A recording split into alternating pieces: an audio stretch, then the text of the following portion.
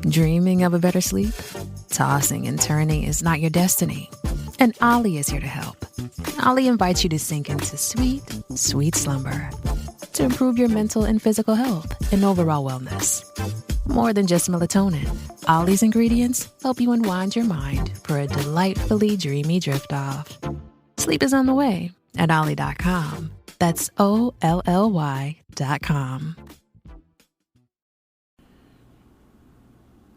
Welcome back, folks. It's Wednesday, March 26, 2024.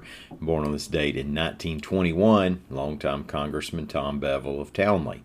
That's a former coal mining town that's now an unincorporated community in Walker County. Also on this date in 1814, the Battle of Horseshoe Bend took place. General Andrew Jackson's troops and some Indian allies defeated the Creek warriors known as the Red Sticks. Now, today, we're going to remember the Goshen tornado and talk a little about Birmingham-Southern College and a special election that resulted in a seat flip. I'm Mike Morgan, and we're down in Alabama.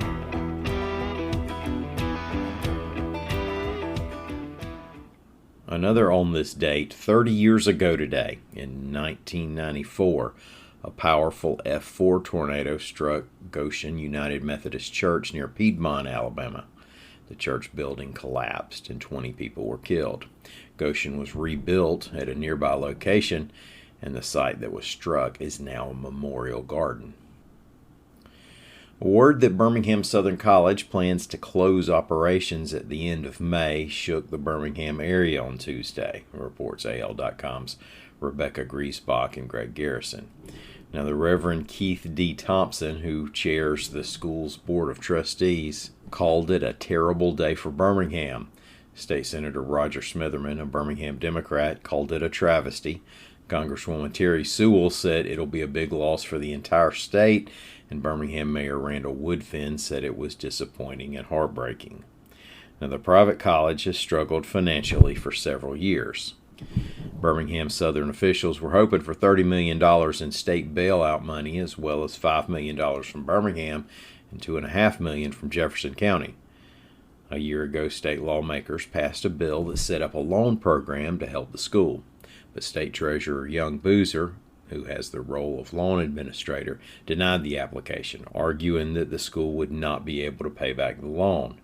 State Senator Jabbo Wagner, of Vestavia Hills Republican, introduced a bill that would take control of that loan program away from Boozer and give it to the executive director of the Alabama Commission on Higher Education.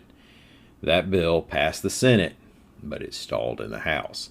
State Representative Wandalyn Gavon, a Birmingham Democrat, said the votes aren't there. BSC appears to have accepted that reality. University officials say they are planning how to help students transfer out. Now, not to let the dogs get out ahead of the deer, but one of the legs on this story is going to be the 192 acres of property in West Birmingham. Gavon wasn't specific, but said there were interested potential buyers. Smitherman would prefer not to see much change there. Quote, "I still hold out hope that we still have a school there. I even hold out hope that we have Birmingham-Southern if it has to come back brand new and reopen. I'm not giving up hope." End quote. Alabama Democrats picked up a seat in the State House of Representatives with Tuesday's special election in Madison County, reports AL.com's Howard Koplowitz. Now, this was for the State House District 10 seat that was vacated when David Cole pled guilty to illegal voting and resigned. Marilyn Lands defeated Republican opponent Teddy Powell by winning an unofficial 62% of the vote. She campaigned on her opposition to the Alabama Supreme Court's ruling that frozen embryos have the same rights as children. Now, after winning last night, she said, quote, "Today, Alabama women and families sent a clear message that will be heard in Montgomery and across the nation. Our legislature must repeal Alabama's no-exceptions abortion ban, fully restore access to IVF, and protect the rights to contraception." Of course, both parties in the state passed a law during the ongoing legislative session to give legal immunity to in vitro fertilization clinics. Some clinics had paused IVF services after that court ruling. The IVF law could be just a temporary fix. look for a more robust debate in the next year on protecting IVF with the backdrop of Alabama laws regarding personhood. Now, meanwhile, National Democrats are hoping that the land's victory is indicative of how they'll fare by leaning into reproductive issues during this election cycle.